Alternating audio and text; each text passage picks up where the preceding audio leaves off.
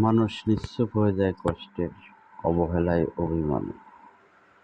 ভালোবাসার বিনিময়ে অবহেলা, সুখের বিনিময়ে দুঃখ, আর যত্নের বিনিময়ে অযত্নই মানুষকে নিশ্চুপ বানিয়ে দেয়।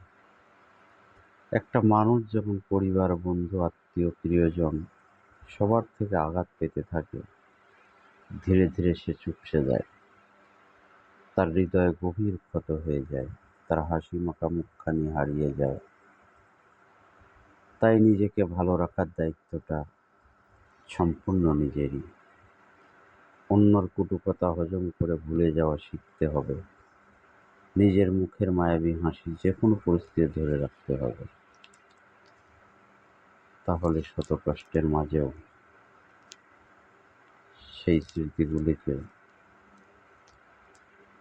মাটি চাপা দিয়ে ধরে রাখতে হবে।